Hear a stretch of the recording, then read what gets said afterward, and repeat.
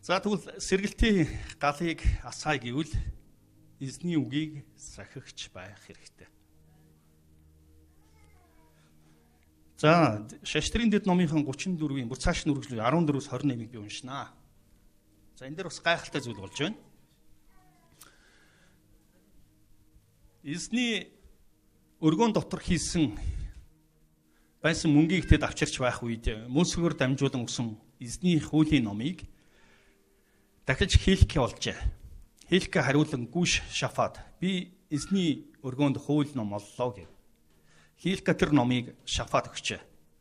Тэгээ Шафат номыг хаанд авчран түүнд цаашлуулан мэдээлэхдээ таны царс нарт даалгасан бүхнийг тэд гүйцэтгэж байгаа. Тэд бас эзний өргөөнөөс олдсон мөнгийг хоослон гаргаж түүний хянагчид болон ажилчдын гарт даатгав гэв. Үүнээс гадагш гүш Шафан хаанд хэлэхдээ дахиж Хилкия надад нэг ном өгсөн гэв. Шафа уг номноос хааны өмнө уншижээ. Хаан тэрхүү хуулийн үгсийг сонсоод өөрийн хувцсыг урав. Дараа нь Хилкия Шафан хүү Аким, Мика хүү Абдон, гүш Шафан болон хааны зарц Ася нарт хаанд ушаахта явцгааж миний төлөө болон Израилийн ба Юдад үлдсэн хүмүүсийн төлөө олдсон номын үгсийн талаар эзнээс асуухдун.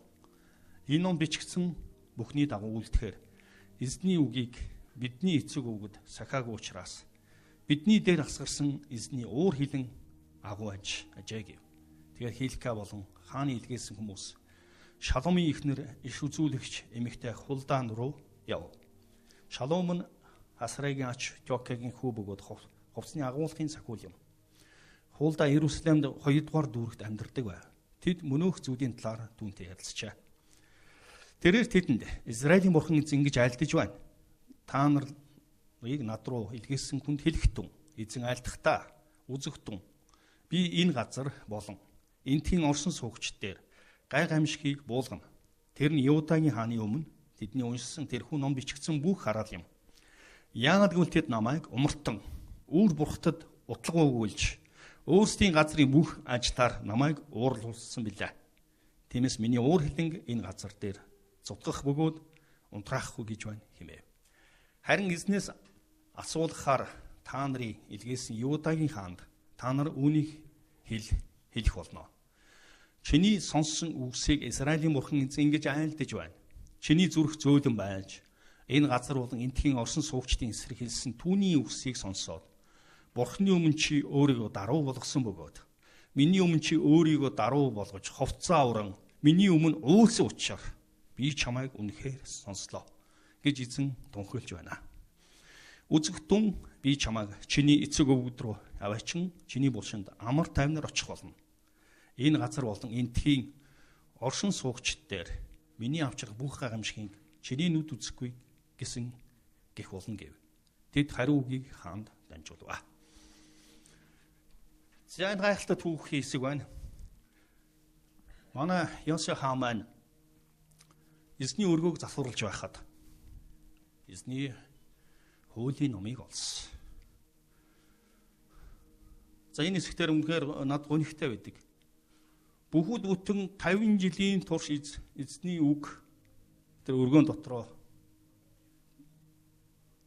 тэр үгийг хинж гаргаж энэ үгийн дагуу сахаагүй амьдраагүй. 50 жил эзний үг байхгүй харанхуй цаг үед хүмүүс амьдарсан. За тэгвэл эзний үг байхгүй байгаа тэр газар нутаг хараагддаг, газар нутаг харанхуулдаг, нурдаг. Харин эзэн өөрийнхөө өрөөлөөр энэ 90 онд бидний улс үндэстэнд өөрийнхөө үгийг авчирсан. За тэгвэл энд 19-р ишлэлдэр болохоор хаан хувцас урч хайсан. Яг үгийг сонсоод бүр хамаг юм уурсан. За 27-р ишлэлээр харах юм бол Бурхны өмнө өөрийгөө даруутгаад цухран өөлсөн.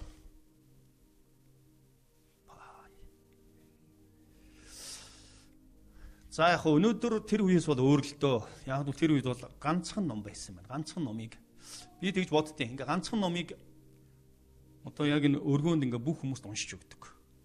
Тэр хүмүүс өөрсдийн гар дээр ном байхгүй шүү дээ. Гэтэл тэд зүрхэндээ ингэж шууд юу яадаг? Үгийг тогтоож авдаг. Тэгээд тэр үгээр амьдардаг. Тэгсэн уг нь биднэрт ингээд өдөр болгон одоо та бүгдийн гэрт Библи байгаа. Бүгд за бүр зарим нь ингээд давхарлаатай байгаа баг. За заримийнх нь цүнхэнд байна уу? За тэгээд магадгүй бүх хүмүүсийн гар утсан дээр бас байна. Бид ямар юрүүлт юм бэ? Тэгтээ тэр харанхуу тэр 50 жил амьдарсан израильчуудыг бид байгаа юм биш үү? Хэрвээ та тэр эзний үгийг уншихгүй байгаа юм бол тэр үгийг хэрэгжүүлж амьдрахгүй байгаа юм бол тэр номыг гээсэнтэй адилхан. За зарим хүмүүс юу яадаг? За гэрийн бүлэг дээр ингээд нөгөө уншаад ирээр гэсэн нөгөө ахлагчийнхаа үгэнд орох гээд нөгөө биелүүлэх гээд уншдаг. За тэр бол гээсэн гэсэн үг. За зарим хүмүүс ингээд бүр уран зохиолын ном шиг эхнээс нь дуустал уншдаг. Унших ёстой. Тэгвэл тэр эзний үгийг гээсэн. Гол шалтгаан нь та эзний үгэнд хайртай байна уу? Та үнэхээр эзний үг рүү нулимстай. Бүр өөрийнхөө зүрхийг урах ёстой. Тэгээд эзэн би энэ үгийг хэрэгжүүлнэ, би энэ үгийн дагуу амьдрна гэж та зогсох ёстой. Та өнөөдөр энэ үгийн дагуу амьдарч байна уу?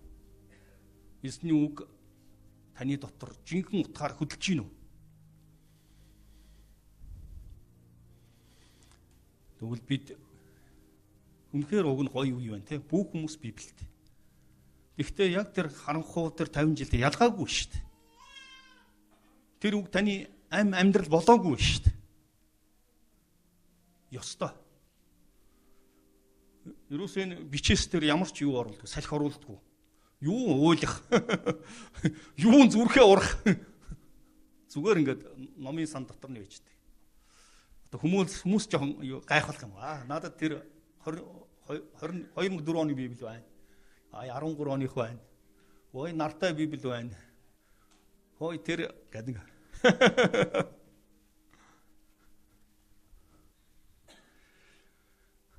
Та эзний үгийг гээсэн байна. За би улаан өвдөд нөгөө Библийн сургалтыг хичээл заачаад буцахтаа нөгөө алтан булгаас нөгөө хяхтаас алтан булг руу нөгөө микро автобус явдаг байсан. Тэгсэн би нөгөө ачаагаа ингээд бүх хүмүүс жигцсэн.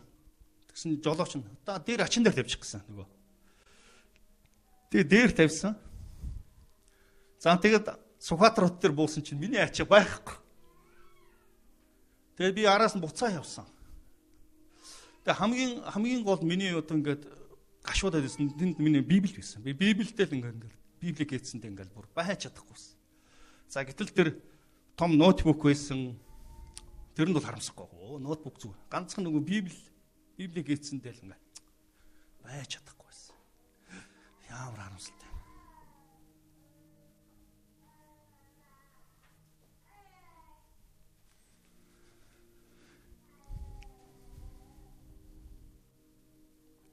За би та бүгдийг өнөөдөр ятгах байна. Та эзний үгийг гээцсэн байгаа юм шүү. Хэдий таны ширээн дээр байгаа ч гэсэн та тэрнийг уншиж амьдрал болохгүй л байгаа юм бол гээсэн. Ямар харамсалтай юм бэ?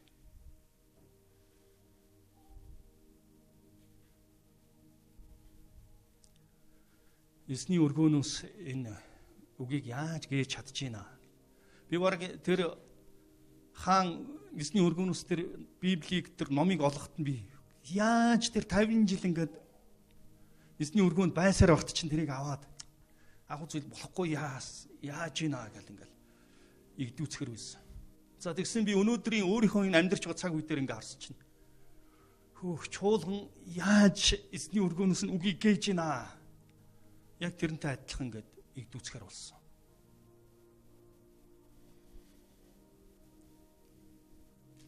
Та өнөөдөр эзний үгэнд үнэхээр хайртай юу?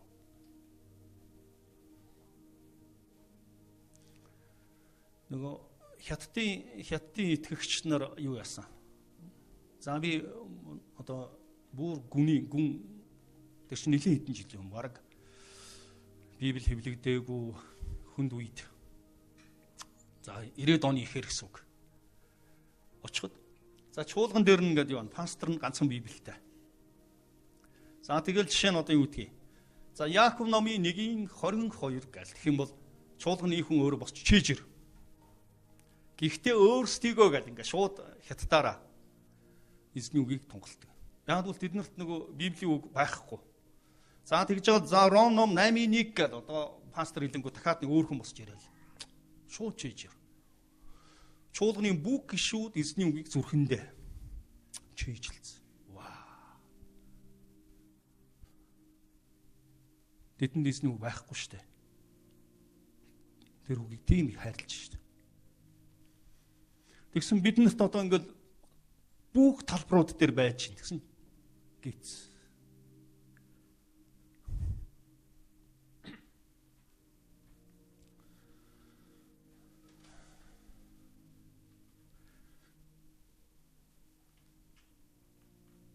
За бүгдээрээ Яаков номын 1:22-оос 25-ыг уншийе.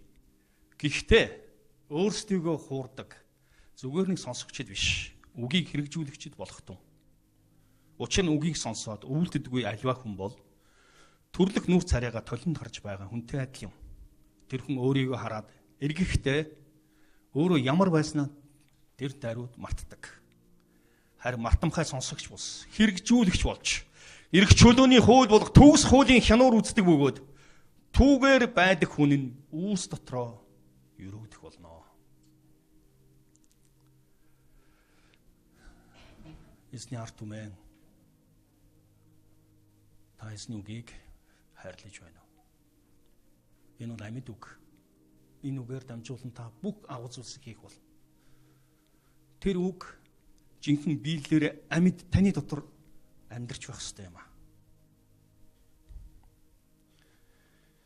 За тэгвэл зарим хүмүүс тэгж боддог. Би мэднэ гэдэг. Энэ бол бардам болсон байна. Зарим хүмүүс оромдож байна. За тэгвэл эзний ард түмэн энэ үгэн дээр ямар үйлдэл хийж байсныг дахиад хуучин гэрээний өөр хэсгээс харъя. Нехмая номын 8 дугаар бүлэг. Яста гайхалтай. 8 дугаар бүлэг. Эзра бүх хүмүүсээс дээр зогсож байсан учраас бүх хүмүүсийг харж байхад номыг нээлээ. Тэр номыг нэмэгц бүх ард олон босож зогсцоо. Дараа нь Эзра агуу бурхан эзнийг магтав. Бүх ард түмэн гараа өргөн амен. Амен хэмээн хариулжээ. Тэгээд тэд доош бүхийн нүүрээ газарт хүртэл эзэнд мөргөвөө. Юу вэ? Юу болж байна вэ? Эзний ард түмэн. За та бүхэн боддоо. Тэр ард түмэн яг бичээсийг шууд ингээд эзний тунхаглаж байгаа ингээд нээсэн. Энд ямар үйлдэл хийсэн гэж байна? Номыг нэмэгц бүх ард түмэн босч зогсоо гэж. Эзний үгэнд ямар их хайртай юм бэ? За тэгээд тэр эзний үгийг тунхлах бүрд. Тэд амен гэсэн. За тэгээд өөр бүр гайхалтай зүйл нь тэд илгээр нүүрээр ингээ илгээр ингээд хөвтсөн гэсэн маш. Эзний үг юм. За тэгтээ би та бүгд тэгж хөвтөж байсан гэж бодож байна.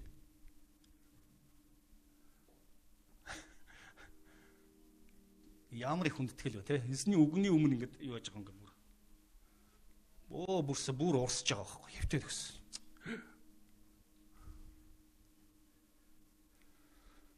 За би нэгсээс дахиад уншъя. Эзра бүх хүмүүсээс дээр зогсож байсан учраас бүх хүмүүсийг харж байхад номыг нээлээ. Тэр номыг нэмэгц бүх ард олон босож зогсцоо. Дараа нь Эзра агуу бурхан эзнийг магтав. Бүх ард түмэн гараа өргөн амен амен хэмээн хариулжээ.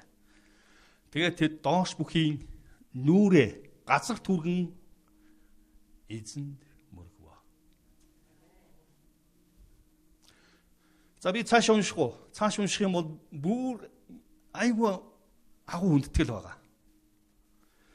Мөн хүмүүсийг байранд байх зур Йошуа, Бани, Шербя, Яман, Акуб, Шапта, Ходя, Маса, Килта, Азрия, Йозабад, Хана, Пилянар болон левчүүд ард түмний хуулийг тайлбарлажээ.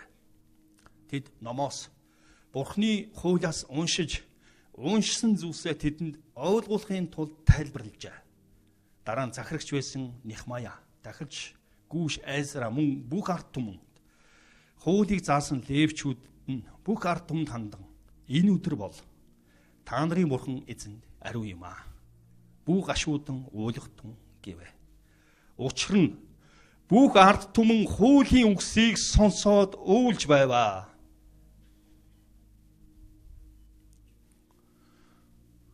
Тэр эзний үгийг сонсохдоо зүгээр сонсч чадахгүй ингээ бүр нулимстай. Ямар гайхамшигтай юм бэ. Тэгвэл та эзний үгийг ингээ уншиж байхдаа ингээ нулимстай байж чадчихна. Эзэн минь. Таны үгний амьдрал миний гэрэлт тэнлүү, миний хөлдөх зам. 7 дахин тунгаасан алт. Би таны үгээр амьдрна, миний амьдрал. Их эзэн минь гэж. Бид эзний үгний өмнө бид зүрхээ урах ёстой. Бид эзний үгний өмнө зүхрэн үлэх ёстой. Бид эзний үгний өмнө сүхрэн унах ёстой. Тэгвэл үүн дээр эзэн сэргэлтийг бидэн дээр авчрах болно. За бүгдээр энэ үгийн төлөө залбирая. Тэгээ бүгдээр гимшээ бас. Бидний амьдралын энэ он жилүүдийг муу нэгэн хулгайлж байна. Яг эзний үгэн дээр бүх анхаарал тавих байхад үнэхээр гээл гэж байна. Бид Израилийн дээр харанхуй 50 жил шиг баймааргүй байна. Бид энэ газар нутгийг эзэн дээр гэрэл гэгээтэй өөрчлөгдсөн, шинжлэгдсэн, өрөөгдсөн газар нутаг байлгамаар байна. Хаалалу их эзэн өнөөдөр бид таны өмнө гимшиж байна. Бид таны үгийг хайрлж чадаагүй бол уучлаач. Бид айл эрт таны үгийг гээсэн байна. Бид хаана гээснээ мэдэхгүй байна. Хэдий тэр ном бидний гэрт дотор байгаа, бидний бүр гар утсан дээр ч байна. Гэхдээ гээгдсэн байна. Эзэн минь өнөөдрөөс эхлэн би таны үгийг барьж авмаар байна. Энэ үгээр амьдрмаар байна. Энэ үгээр бид агуу зүйлс хиймээр, энэ үгээр бид жинхэнэ хөдөлмөр байна. Эзэн минь үгээрээ та бидний дотор орж ирээч. Өдөр бүр бид зүрхээ таны өмнө урахыг хүсэж байна. Өдөр бүр бид нулимстайгаар таны үгний өмнө зогсохыг хүсэж байна. Өдөр бүр таны үгний өмнө бид сүгдэхийг хүсэж байна. Өршөөгөөч эзэн минь. Биднийг бардан байсан бол өршөөгөөч. Бидний хувийн хичээсэн байдалд байсан бол өршөөгөөч. Эзэн минь бидний үгээр амьдрах болно. Халелуя. Эзэн минь энд байгаа би хүн бүрийг тань нэр дээр өрөөж байна. Урд урдаас улам илүү эрх мэдэлтэйгээр та үгээрээ орж ирээч. Өөрийнхөө үгээрээ тэдний амьдралд агуу зүйлсийг хийгээч. Би энэ газарт би үгийн тэр сэргэлтийг дуудаж байна. Тэд босч ирэх болно.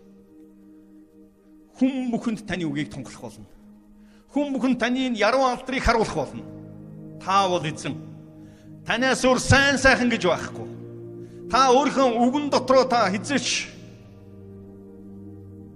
бат зогсдог. Таны нэр дээр би энэ ариун хүмүүсийг өрөөж байна. Есүсийн нэрээр. Амен. Халелуя. Эцэн бүх алдар нь байх болтугай. Их эзэн минь. За Монголд тийм гайхалтай тийм түүх болж исэн. Би тэр түүхээс суулцах хэрэгтэй болчлаа. Нэг Аляскагийн номын санд ажилладаг байсан нэг ажилтан магадгүй гэрийнх нь өөрөх номын санд байсан юм. Монгол Библи өвгөржин 1820 онд хэвлэгдсэн. Лондонд хэвлэгдсэн Библи. За тэр Библийг Монголын Евангелийн эвслийн 20 жилийн ойд, за Монгол чуулганы 20 жилийн ойд гэж хэлээ те давхар. Нөгөө тэр Аляскагийн тэр өөрийнхөө хувийн номын сангаасаа тэр номыг бэлгэлсэн.